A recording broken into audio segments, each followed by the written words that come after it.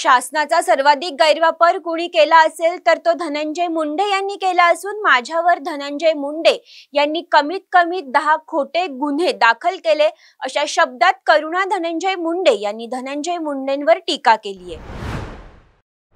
धनंजय मुंडे म्हणताय शासनाला मी शांत बसू देणार नाही। अरे शासनाच्या सगळ्यांपेक्षा जास्त गैरवापर महाराष्ट्रामध्ये जरी कोणी केलाय तो वो है धनंजय मुंडे। तू स्वतःची बायकोवरती 8 पोलीस लोकांना टाकून गाडीमध्ये रिव्हॉल्वर ठेवली आणि त्यानंतर परली पोलीस स्टेशन में माझ्यासोबत मारहाण केली। ते परली पोलीस अधिकाऱ्यांनी माझी कोई चूक नसताना आणि वैभवी देशमुख संतोष देशमुख हत्या प्रकरण ज्ञानेश्वरी मुंडेताई हे सगळे जितके मर्डर केलेले हे आहे आज तक संगीन डिगोले काका गर्जे आणखीन खूप काही नाम आहे जे माझे तोंडावर नाही आहे आता आणि लोकांची जमीन हिचकून घेणे।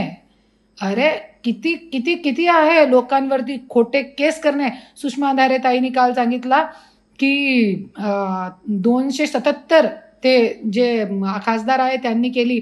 अरे 277 त्यांनी केली ते कमी आहे। धनंजय मुंडेने याच्यापेक्षा जास्त कंप्लेंट खोटी FIR लोकांवरती शासनाचा गैरवापर करून केलेली आहे।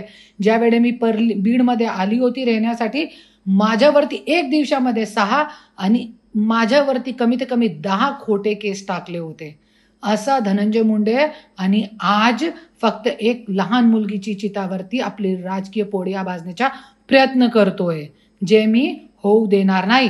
जरी न्याय द्यायचा आहे तो अगोदर वैभवी देशमुख ज्ञानेश्वरी ताई मुंडे करुणा मुंडे आणि जितके लोकांवरती अन्याय अत्याचार केलेला आहे ज्या ज्या लोकांची जमीन हिचकून घेतलेली आहे खाऊन बसलेला आहे दलाल लोकांना दिलेले त्या परत करा त्या न्याय करा।